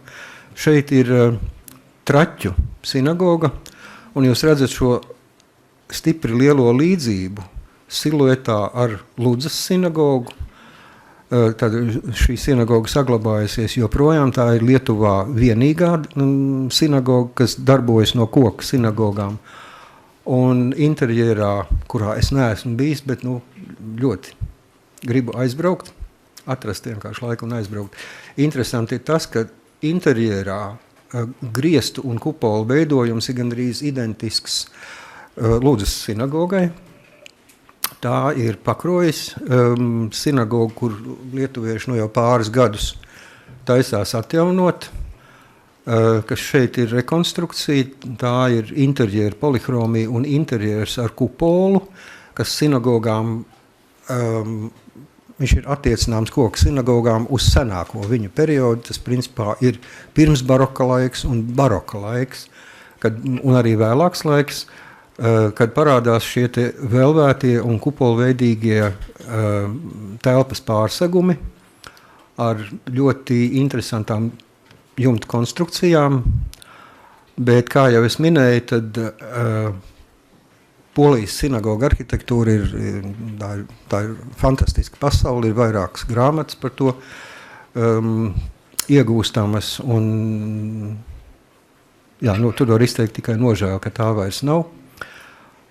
Tas ir sinagogu interjers, divu dažādu sinagogu, kuru es jums vēlējos parādīt tāpēc, lai jūs redzētu, cik grandioza ir šī kultūra, šī arhitektūra, un tas, ka nekrāsota dēļa lietošana gan celtniecības laikā, kas ir 18. gadsimts, gan vēl šo nekrāsotā dēļa virsmu saglabāšanās vēl 20. gadsimta 30. 40. gados, viņa ir ļoti, ļoti izplatīta šajā te sinagogu vidē. Protams, ir bijuši arī apgleznotu sinagogu gadījumi, pateicoties varbūt nejaušībai. Tiesa, šie gleznojumi bija ļoti slaveni, un viņi jau pirms kara Polijā bija iekļauti aizsargājamo kultūras pieminekļu sarakstā, un viņi tika dokumentēti 19. gadsimta beigās, uzmērīti 20. 30. gados, un pavisam nesen starptautiskā projekta rezultātā tika rekonstruēts šis kupols, un viņš šobrīd atrodas tātad Ebreju muzeja telpās, kā viens no darbiem, kādā veidā Polijā mēģina vismaz kaut ko atgriezt atpakaļ. Un šeit mēs redzam šīs te īpatnējās konstrukcijas, kur šī visa augšējā daļa, kupols un jumts, balstās uz ļoti niecīgas daļas. Tur ir tādas konsoļu siju konstrukcijas, kuras ir redzamas arī Ludzas sinagogā, kas mūsu inženieros izraisīja patiesu tādu sajūsmu par tik ārkārtīgi racionālu un nenormāli vieglu, smieklīgi vieglu konstrukciju. Un šī ir lielākā, varbūt iespaidīgākais pierādījums par Ludzas ebrejiem. Tā ir ārkārtīgi skaista kapsēta ezera krastā, kas faktiski liecina par aizgājušo. Un atgriežoties pie sinagogas, tātad šeit ir vairāki skati, kur jūs redzat, ka it kā sinagoga ir normālā stāvoklī, nevar redzēt nekādus bojājumus, it kā viss izskatās ļoti labi. Tikai tas, ka tā ir bedre, bet no ārpuses tāpat tur neko nevar redzēt. Un šī aļu kompozīcija arī attiecas uz 20. gadsimta pirmo ceturksni, bet viņi ir izmantojuši vecāku kompozīciju, tikai viņi ir tā diezgan nežēlīgi pārveidojuši, bet saglabājuši kopējo principu un stāvu sadalījumu. Un tad, ja mēs ieskatāmies nedaudz precīzāk, tad mēs redzam, ka patiesībā tas it kā smukais ārējais stāvoklis nav nemaz tik labs. Tas fasādes apmūrējums, viņš bija burtiski sadalījies, viņš bija fragmentējies, jo koka ēka, kustoties iekšpusē un pamazām sēžoties uz leju, vērpjoties un gāžoties uz sāniem, viņi bija pilnībā faktiski to izārdījusi, un tā nav nopietna konstrukcija. Vecu guļbūvu savienot ar jaunu apmūrējumu, tas nav nopietni no dažādiem viedokļiem. Tas ir ēkas novietojums, tā tad ir tas mazītiņais zemes gabaliņš, kas bija palicis pāri, jo ebreju zemes bija daudz plašāks. Viņiem bija gan vienā ielas pusē, gan otrā pusē. Šī ir ebreju kopienas māja. Šī ir ebreju kopienas māja bijusi. Bet tagad tās ir privatizētas pa dzīvokļiem, un tur tā ir kā ir. Te ir iebrauktuve, un šīs ir kāpnes augšā uz otro stāvu. Te ir galvenā ieeja. Galvenās telpas, tātad kā tas viss notiek, šeit ir galvenā ieeja, vestibils, pa labi ir mācību telpa, lielā lūkšana telpa vīriešiem, kur ir sludinātāja vai runātāja podests, tā ir bima, un Āron HaKodesh, jeb Toras šķirsts, altārs mūsu izpratnē atrodas šeit. Gar malu soli, un vēl dažādi soli šeit, un ievērojams daudzums līdzīgu pulšu, kā ir šeit, tikai viņas ir savādākā izpildījumā. Mācību telpa, būtībā mācību telpa ir mācību telpa. Tur viņi studē svētos rakstus. Un šeit ir kāpnes uz augšu, vēsturiski šeit bija toalete, viņi tur arī ir palikusi, tur bija sausā, tagad negluži sausa. Un kāpnes uz augšu, un šeit ir sieviešu telpa. Sievietes sinagogā nedrīkst atrasties veidā, ka vīrieši viņus var redzēt. Jo tad, kad vīrietis lūdz Dievu, viņam ir jādomā par Dievu un jārunā ar Dievu. Un tad, kad viņš redz sievietes, viņš par Dievu vairs nedomā. Tātad būtībā šis plānojums ir faktiski, viņš ir klasisks, un ir notikušas nelielas izmaiņas. Šī starpsiena ir atradusies apmēram kaut kur šajā vietā, bet patiesībā runājot arī par jumta konstrukciju, tur bija diezgan grūti saprast, kad tas jumts ir taisīts. Viņš ir labots, pārlabots, jo viņi ir būvējuši ārkārtīgi racionāli visu to savu saimniecību sinagogā. Un ārkārtīgi racionāli, bet brīžiem prasti, nevarīgi, primitīvi. Viņi ir uzturējuši pie dzīvības, jo viņiem kaut kāda, teiksim, tāda, ārējais spožums vai smukums, tur, tas nav bijis svarīgs. Viņiem svarīgi bija, lai viņiem būtu tas dievnams, kurā viņi var lūgt Dievu, jo Ludzā bija 7 sinagogas, jo sinagogas jau tur nebūvē valsts vai pēc cara dotu naudu vai kā savādāk. Viņi samet kopā naudu, 8 ģimenes laikam vajadzēja, lai varētu sākt būvēt sinagogu. Viņi tādā veidā, tad arī tur tas viss notiek. Un šeit ir Ludzas sinagogas garangriezums, kurā var redzēt šo diezgan īpatnējo konstrukciju, ka šeit ir virs, tātad bēniņu daļā, it kā pārseguma daļā, 2 sijas. Šis ir kupols. Kupols patiesībā ir ļoti, ļoti viegls, jo tie dēļi, tur pat siltumizolācijas nebija nekādas. Un šī ir jumta konstrukcija, kas pa perimetru rada spiedienu uz šo te daļu. Šī ir konsoļsija, un viņš strādā uz līdzsvaru. Jo pa vidu viņu kopā, lai sienas neatvērtos vaļā, ir tikai viena saita. Tā ir šī sija, viss. Tā kā ar zaļo ir attēlotas tās konstrukcijas, kuras mēs bijām spiesti nomainīt. Varbūt pa kādai, teiksim, šeit mēs neko nemainījām, jo projektā mēs jau nezinājām, ko būs jāmaina.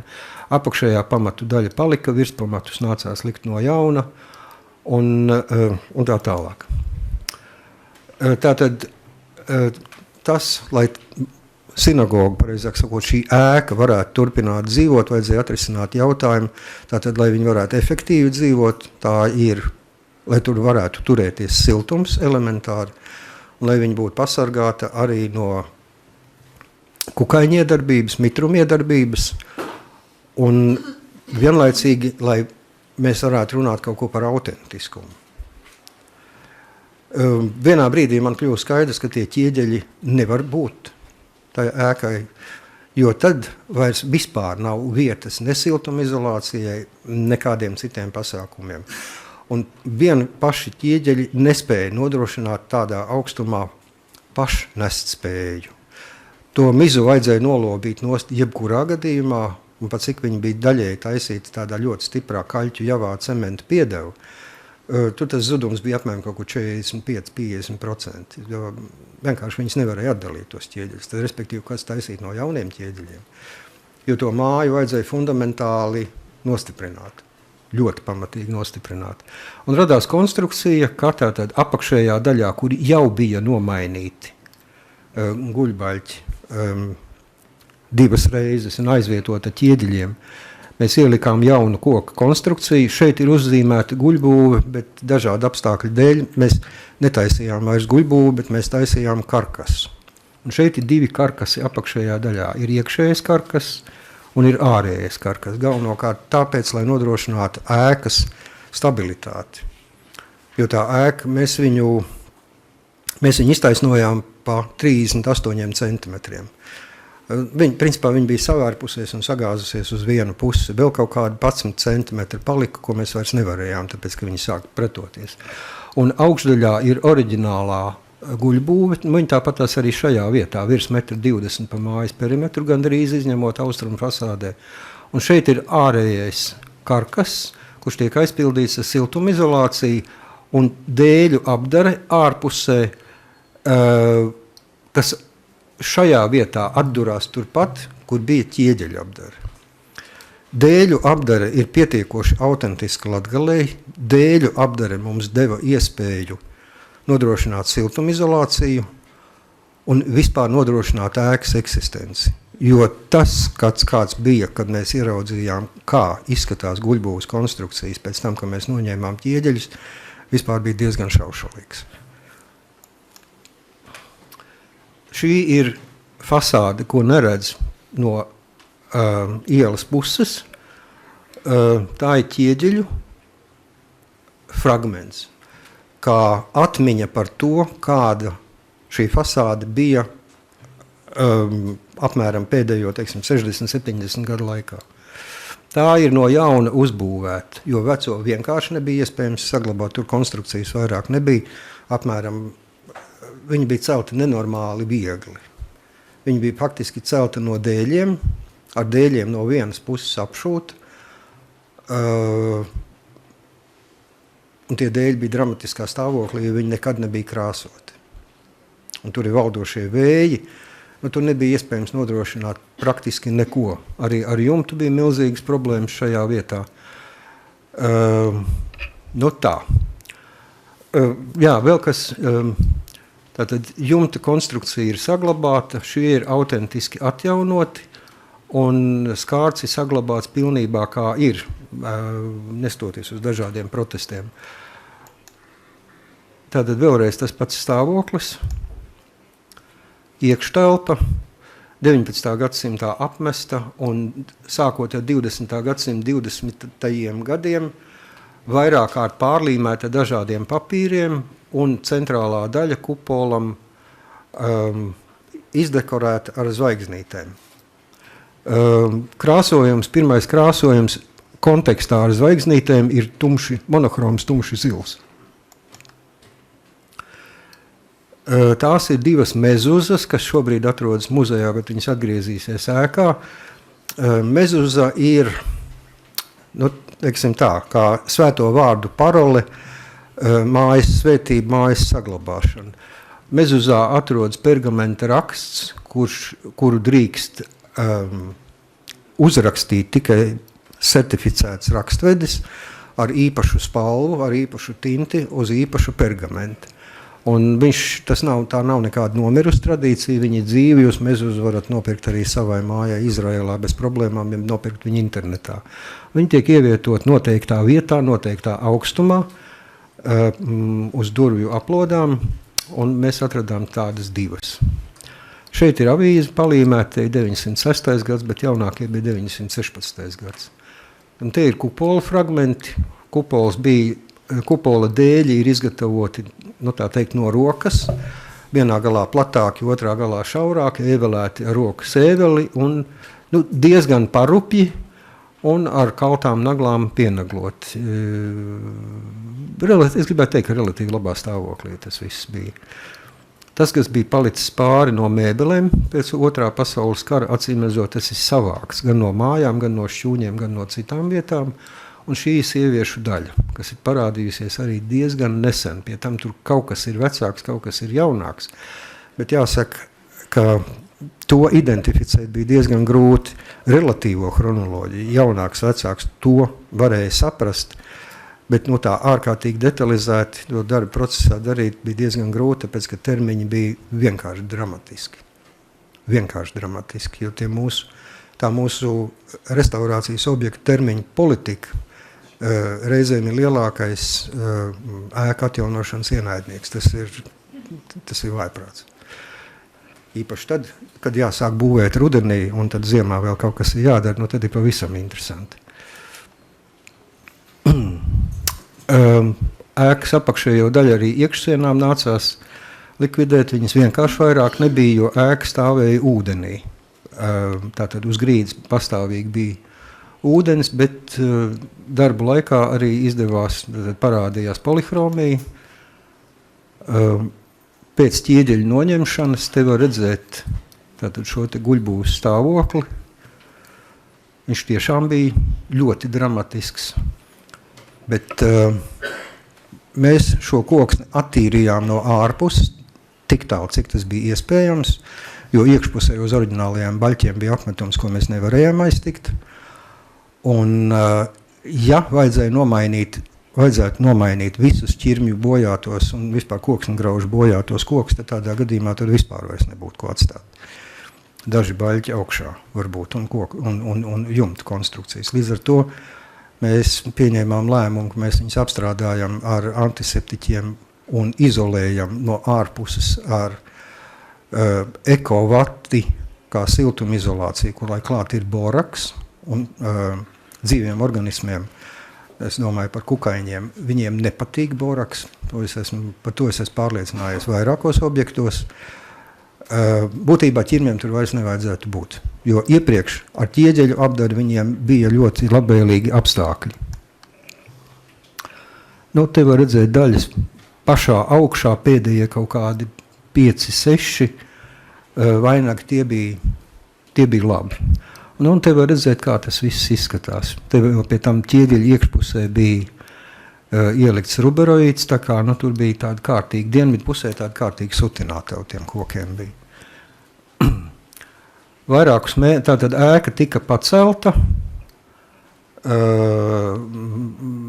nolikta uz klučiem, te var redzēt, kā viņi ir, visa ēka, un pēc tam pamazām tika veidot šie te apakšējie karkasi, un līdzināta un taisnota augšējā guļbūve, jo es pieturējos pie principa. Mums nav laika un iespēja un arī naudas, lai to ēku izjauktu, jo izjaukt viņu nevar tāpēc, ka iekšā ir uz apmetuma polihromija. Mēs viņu varam tikai saglabāt, un tas, ka mēs liekam dēļus no virsmas, dod mums iespēju to izdarīt, jo varbūt kādreiz pēc mums, tie, kas nāks, viņiem būs labākas iespējas to savādāk saglabāt. Bet mūsu uzdevums vispār bija to ēku saglabāt, jo viņa bija, tas bija pēdējais vagons ceļā uz nekurieni. Un šeit arī vēl ir karkas veidošanās posms. Ēka tika uzlikta uz jauniem pamatiem, jo vecie pamati bija no ķieģeļiem un viņi juka ārā. Un šajā te biezumā ir iestrādāta iekšā ekovate un kokšķieda plāksne, kā vēja plāksne un dēļi pa virsu. Ventilācija un gaisa apmaiņa tur iekšpusē ļoti laba. Te mēs redzam varbūt kādas ir logaiļu apdares. Ja, tātad sandriki šāda tipa. Un tāda ir jaunā ēka. Nevis jaunā ēka, bet tāda ir jaunā apdara. Kokā ir atveidota iepriekšējā apdara. Tāpat ir no tiem pašiem ķieģeļiem ir taisīti skursteņi, jo viņas nācās nojaukt, tāpēc, ka apakšas viņiem vairs nebija. Un būtībā ēkas veidos viņa tāpat ir sarkana. Ārpusē ieliktie logi ir izgatavoti no jauna, bet tie, kas bija oriģināli, viņi ir palikuši iekšpusē. Logu aplodes mēs neņēmām ārā un faktiski arī nekoriģējām, bet viņas bija briesmīgas. Viņas bija izkustējušās visos virzienos, aplodes nevarēja ņemt ārā, jo tad tā māja patiešām, viņa sāktu sadalīties. Un mēs logus aizdrīvējām ar pakulām. Pasūtītājs teica, kāpēc ne? Mēs arī tā darām, ar pakulām aizdrīvējām vecas logus. Principā strādā ļoti labi. Nekāda vaina. Tātad salīdzinājums te ir ķieģeļu fasādes logi, un šeit ir jaunie logi. Tātad šīs formas, principā, viņas ir apmēram 85%, cik varēja ar koku atļauties, tik tas ir ievērots. Un šeit ir Kārsavā, kur es pēc tam, skatoties cauri bildes, atradu, ka patiesībā mēs esam, ir tādas sinagogas Latgalē. Un tā ir jaunā piebūve ar vecajām kāpnēm iekšā, un tas ir tātad autentiskais skārda jumts ar diezgan daudziem ielāpiem. Tagad par interjeru, kuru jūs jau redzējāt. Sākotnēji interjeras ir bijis nekrāsots. Latgalē tas ir klasiski, interjerus nekrāso. Nekrāso durvis, nekrāso logus, nekrāso grīdas, neko no koka nekrāso. Pēc tam kaut kad parādās pārsvarā padomju gados parādās šāda krāsošana. Tas, protams, neatiecas uz visiem gadījumiem, bet šeit tas arī bija. Un te var redzēt gabalu, kur ir nokritis, jo tur ūdens tecēja iekšā daudzās vietās, kur apakšā ir oriģinālā tātad šī te apdare. Te mēs redzam darba procesā pēc vienošanās ar Ebreju muzeju, vietējo muzeju un Ludzas cilvēkiem. Es gribēju ņemt nost visu to papīru, tāpēc, ka viņš izskatījās vienkārši dramatiski.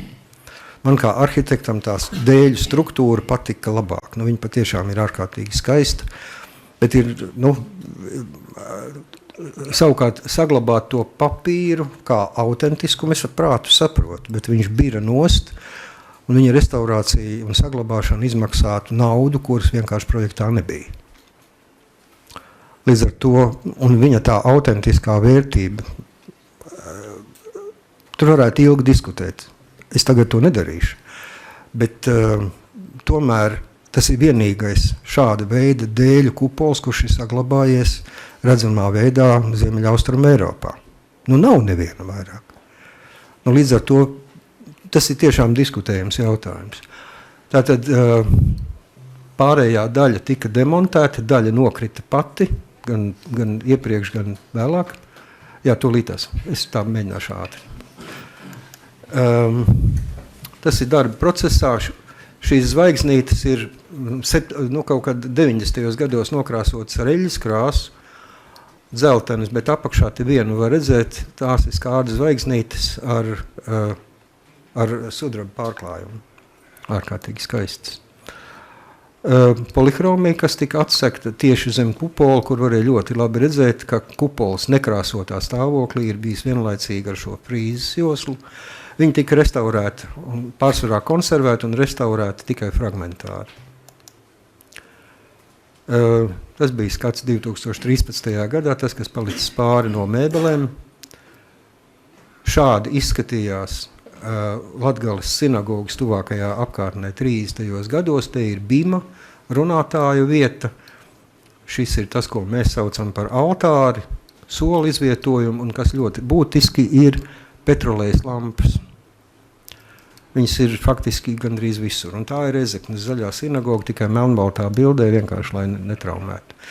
Un šādi izskatās interjeras ar jaunu koku grīdu, ar iezīmētu bimas vietu, iezīmētu Ārona Hakodešu vietu un ar mūsdienīgiem nerūsējušā tērauda petrolejas lukturiem.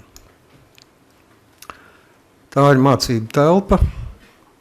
Pirms darba uzsākšanas viss. Līdz loga apakšai tā ir ķieģeļu daļa, te arī vairāk viss stūris bija no ķieģeļiem. šī daļa praktiski līdz šejienai apmēram, tur vairs vispār nebija koksnes. Un tā šī telpa izskatās pēc atjaunošanas. Protams, tie ir jauni dēļi. Mēs atradām diezgan labu veidu, kā viņus var ļoti labi pietonēt tā, lai viņi nekristu acīs. Šī daļa ir nevis oriģinālie, bet autentiskie griesti, kuri tika atsekti. Ēkā nav citas apkurs kā tikai 3 malkas krāsnes. Šeit ir oriģinālās polihromijas fragmenti, daži oriģināli priekšmeti, logi ir taisīti pēc fotogrāfijām, sieviešu daļa pēc darba pabeigšanas, šeit ir kupola daļa. Šī griestu daļa ir nomainīta kaut kad tajā pašā 20. gadsimta pirmajā ceturksnī, un mēs tur neko nedarījām, vienkārši tie paši dēļi tika atlikt atpakaļ un viņi tika nobalsināti. Savukārt šī te grīda ir viena no nedaudzajām, varētu būt apmēram 80 gadus vecajām, baltajām grīdām, kuras tika tikai mazgātas Latgalē, kas vispār vēl ir dzīves. Dzīvojamās mājās ir, bet publiskās ēkās nav. Viņa tika tikai nomazgāta. Un viņa pat nav ne ar ko apstrādāta. Viņa tikai nomazgāta, augšā tur ies ar čībiņām. Vietām tika atstāts arī tas, kā izskatījās apmetums. Ja noņēma virsējos cementa apmetumus, kā viņš tika sagatavots, bet tie ir tādi ļoti neuzkrītoši fragmenti. Šī daļa, kas bija daļai tāda aplupušu krāsu, pēdējo reizi krāsota, iespējams kaut kad 30. gados, ar viņu arī praktiski nekas netika darīts, viņa tikai tika retušēta, viegli lazējoši, nevis pārkrās, bet lazēta, lai nedaudz noņemtu kontrastējošo zaļo krāsu, kas bija pretrunā ar šo frīzi, kas tika pilnībā atsekta un konservēta. Lai iegūtu harmoniskāku iespēju, tad te ir tāds ārkārtīgi viegls, pelēcīgs, caurspīdīgs krāsojums, puscaurspīdīgs, un tagad tas vienkārši viss turās kopā. Šeit jūs redzat to griestu daļu ar attīrītām zvaigznītēm.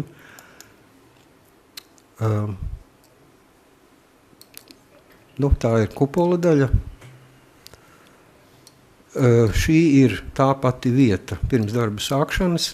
Šī siena tika pilnībā, sienas apakšējā daļa visā garumā, viņa tika attīrīta, un tur ir augšējā daļā ir oriģinālie gleznojumi, un šī apakšējā daļa ir rekonstruēta pēc šīs daļas. Tā arī ir arī attīrītā polihromija, bet viņa nav, principā piegleznojumi tur nav, viņa ir tāda, kāda viņa ir. Un tas ir attīrīts no eļļas krāsas, kā atgriežoties viņa, teiksim, sākotnējā stāvoklī. Tie ir polihromijas atsegumi, tā polihromija nekur nebija redzama darba sākumā, un šeit ir polihromijas oriģinālā daļa, un šeit ir bāla rekonstrukcija, lai nobeigtu kompozīciju. Un tā ir kāpņu telpa pirms darba sākumu un pēc darba beigām, kur kāpņu laids viņš netika izjaukts, viņu faktiski aizved uz darbnīcas, nomazgāja, atved atpakaļ. Bet reliņi bija jātais no jauna. Un ieejas vestibils. Šie griesti bija vēlāki, mēs viņus paņēmām no šito griestu klāju, apakšā bija vecāki dēļi, šitie no kaut kādiem 80. 90. gadiem varētu būt. Un tagad griesti ir balsināti balti, kādi viņi arī bija, un grīdai ir izmantoti ķieģeļi no fasādes. Durvis ir taisīts pēc vienīgā durvju komplekta otrajā stāvā, kuru mēs izmantojām kā prototipu. Šī ir siltā grīda. Un te divās vietās ir atsegumi, kuru redzēt oriģinālo guļbūvi. Un tā ir galvenā informācija, kura varbūt jums būtu interesanta par cilvēkiem, kas to visu darīja. Es domāju, ka es pārsvarā visu jums pateicu, tikai vienu lietu, varbūt vienu teikumu. Tas darbs it kā tika izdarīts tādā diezgan pieņemamā veidā, tikai neviens no tiem, kas skatās to darbu, nezin to cenu. cik ārkārtīgi grūti strādāt ar cilvēkiem, kuri vispār neko nesaprot no restaurācijas. Un, ja turklāt vēl ir arhitekts, kurš arī neko nesaprot no restaurācijas, tad varat iedomāties, kas notiek ar vienalga kādu, vai tā būtu Lichtensteinas nauda, Luksemburgas nauda vai Norvēģa nauda. Viņi tiek izpļurkāti vienkārši. Man liekas, kad ir pienācis varbūt tas laiks, mēs ar Dami kungu pirms pāris dienām par to runājām, kad faktiski ir jārunā par uzticamības apliecinājumiem izpildītājiem. Lai viena pašvaldība vai institūcijas būtu tiesīgas pateikt, viņiem jūs varat uzticēties. Un ticiet mums, tas nav velti. Tā ir mūsu resursi, tā ir mūsu budžeta un citu valstu budžeta, mūsu laika un kapacitātes taupīšana. Tas ir ļoti, ļoti būtiski. Paldies!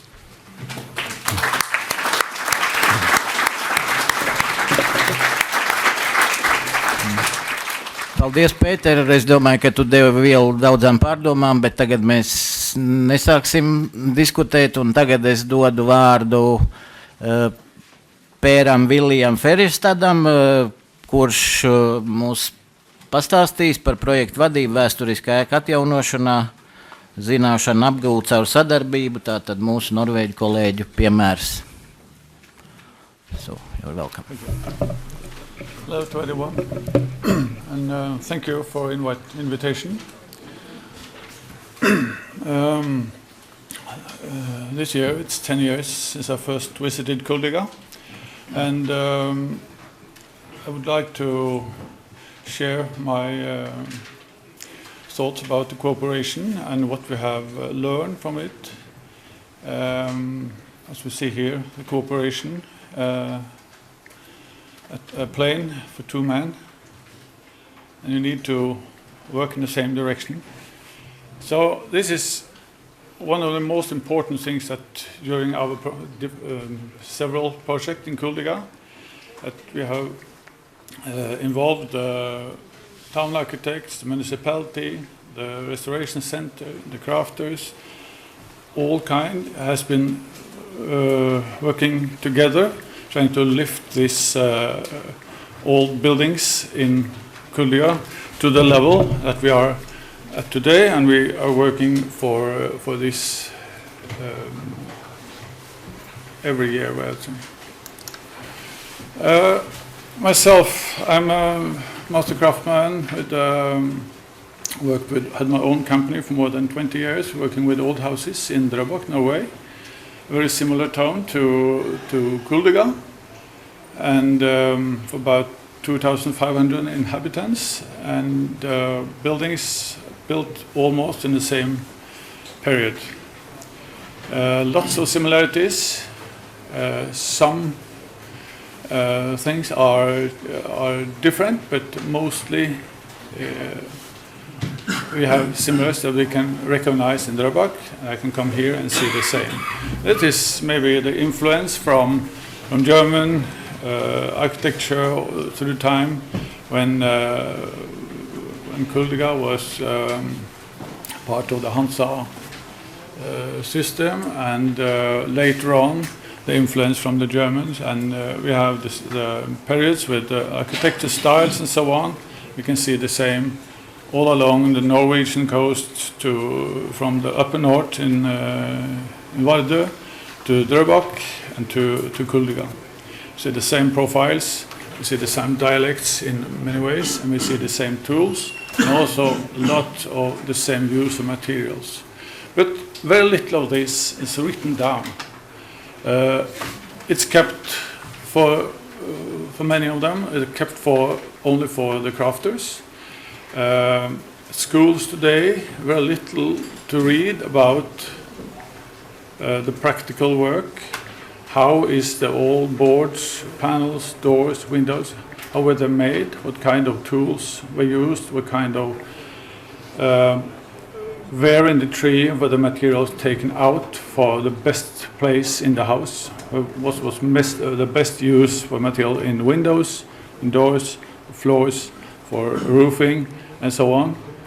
Very little is written about this, and we see that the crafters could be the most important source as Sjur told us, the crafters at the stave churches are very important for watching with the eyes and the hands the patterns from tools and so on. So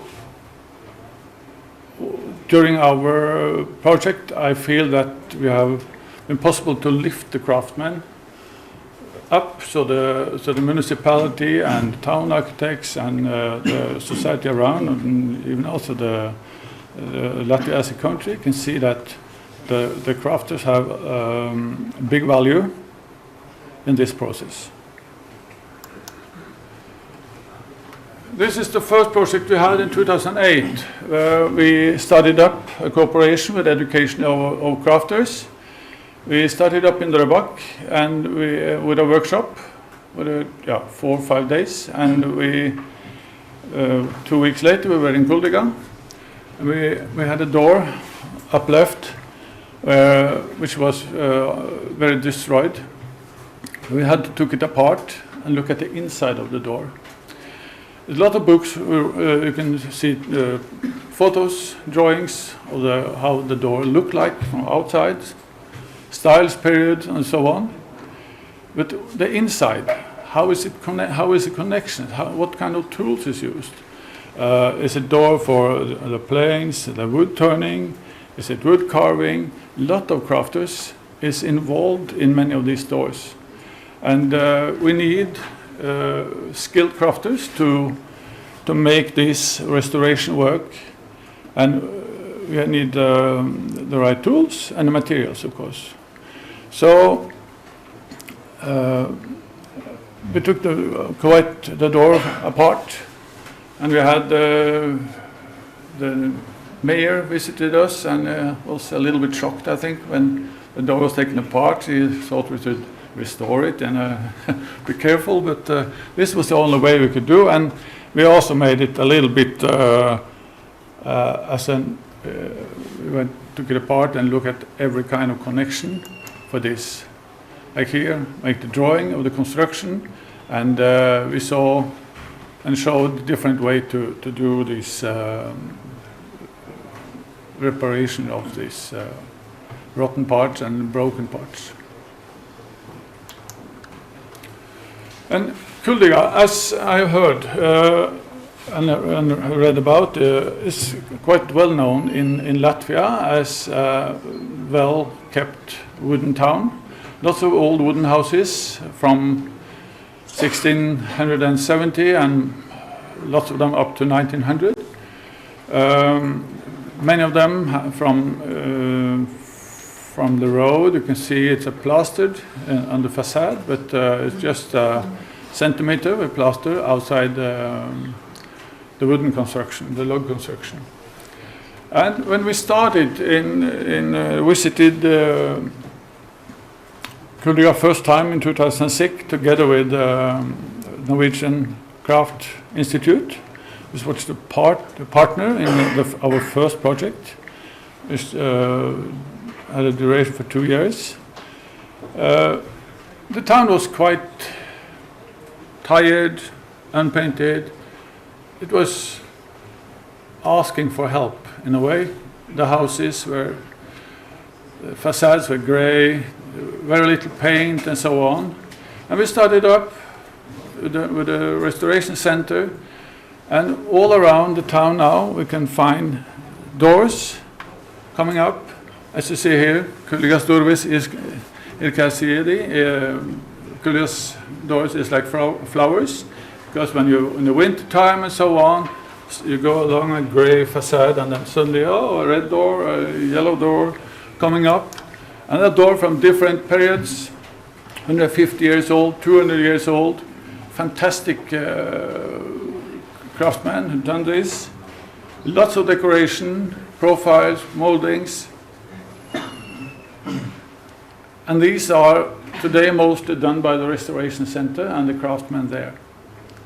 And I think that they also do all the drawings. They make designs for rotten parts, what is necessary to change.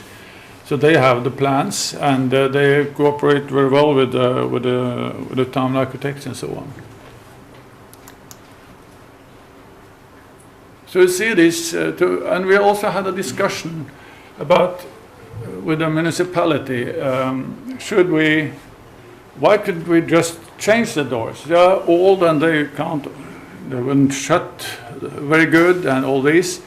So we said that if you want to have tourists, you can't have tourists here for copies. Must be a true town that you can see. Oh, this door is 200 years old. This is so and so. You must have the history. If you don't have the history, the interest site for the tourist will fall.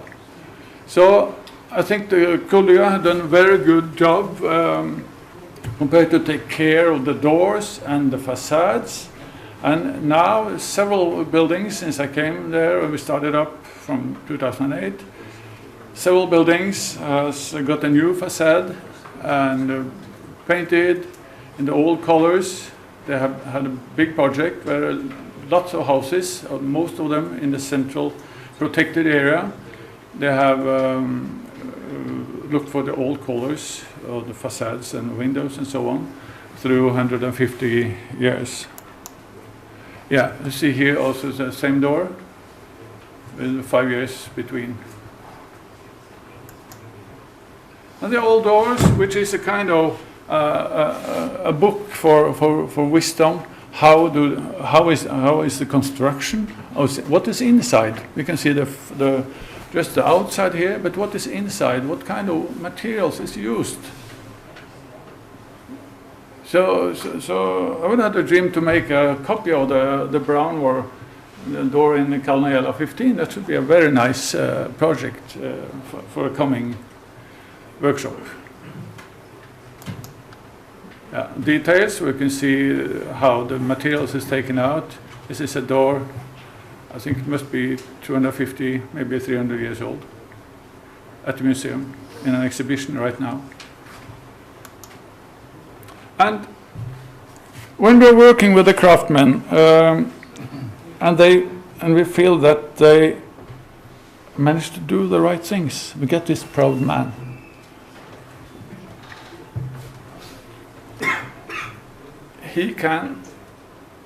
He start believing in himself that I can fix this.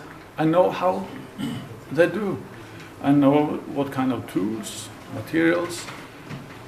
This is a kind of education that you can't get in schools today. It's very hard to get this. We haven't.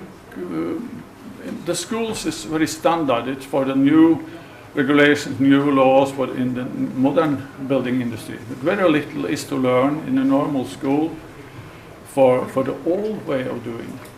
So in Norway now, we have started up the second year now. We have a kind of education for 1 year, but we want to be for 2 years in restoration work. And this is also from Kuldega, the window shutters. And as we see here, you see the boards are quite, they used very economical. You see the bottom of the tree is on the top and the top is on the bottom. You see it's like a wedge. So they use it, they don't throw away so much materials. And if you look at the newer shutters, they're made of small boards. And you see they move more because they're taken out of the tree in a different way from the old ones. But there could be 2 boards instead of 5 or 6. And several of these is 150 years, maybe some of them are 200 years old. And they are very nice to see and to learn about these constructions. As we see here, to take apart things, and we had this connection we found in one of the other in another shutters in Kuldega. So we copied that way of make new panels. This was broken, so we made new ones down here, and also also put up the new bottom parts here. And in the beginning, we were not allowed to, the craftsman from Kuldøya was not allowed to do work in Norway. But we made a plan, so we had a project and a workshop in August. So we made planes for Kuldøya in June. So then we used the plane in August and for our project. So we were very find this way. But now it has changed a little bit, so they can now work also with special works in jobs in Drøbak.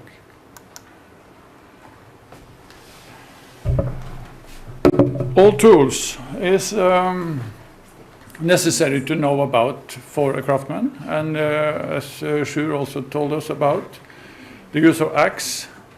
The axe should have almost the same profile, the same pattern when you cut with the axe.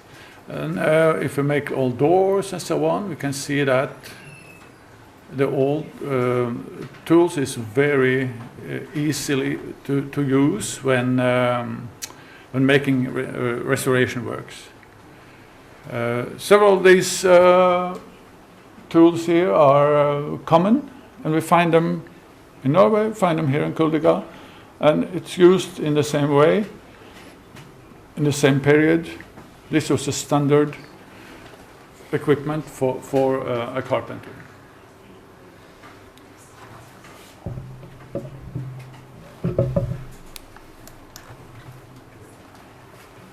We have had several workshops in Kuldøya and Drøbak. We are inviting each other, so 5 to 8 crafters visiting every time.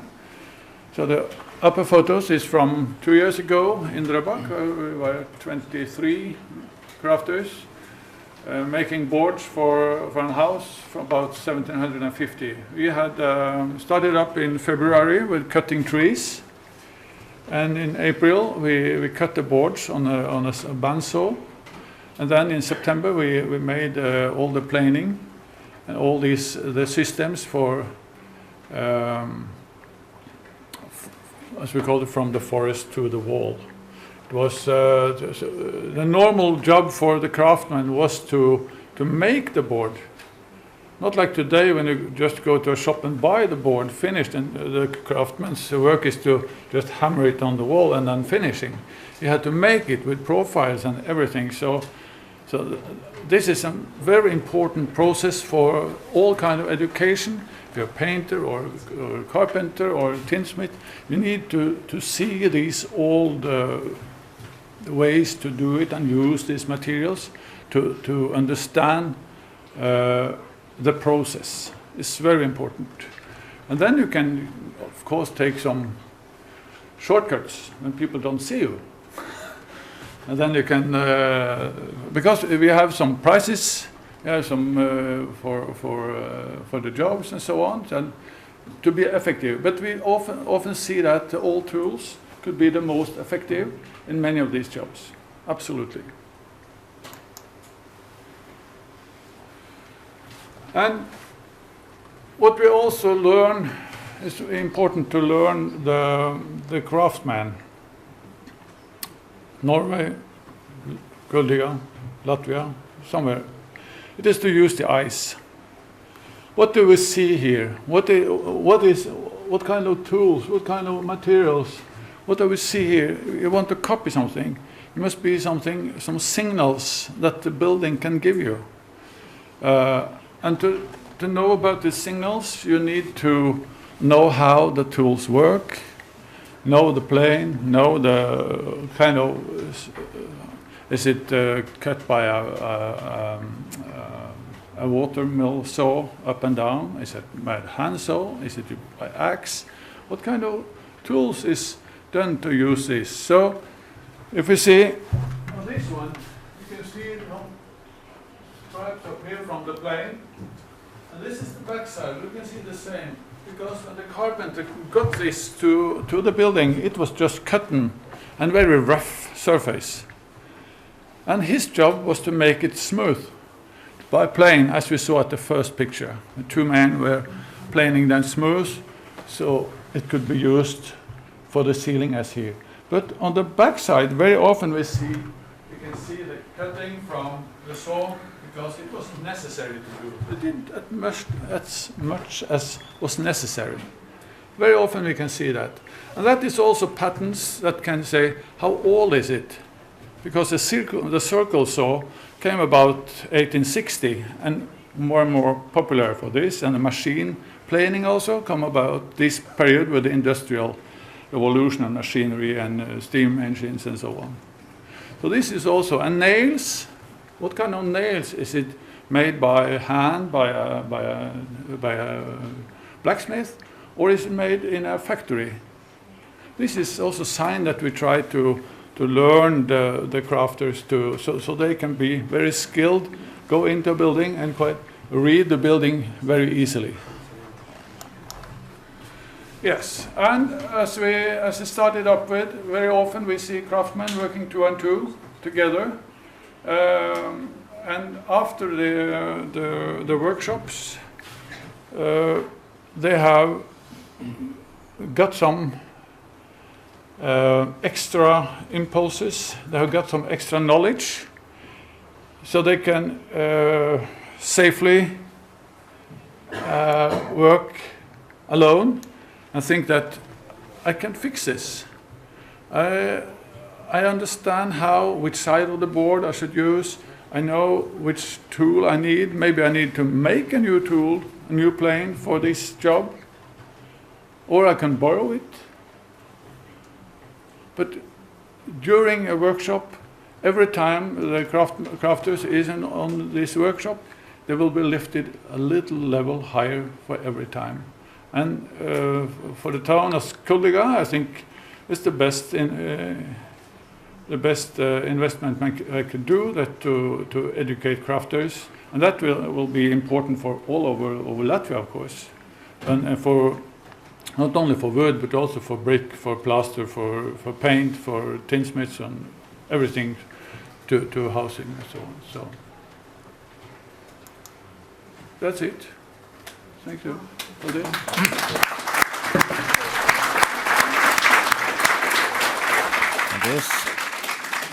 Paldies, Pēram Viljam. Es teiktu, mēs esam gandrīz vai precīzi iekļāvušies laikā. Diemžēl jautājumu sesijai mums šobrīd laika vairs nav.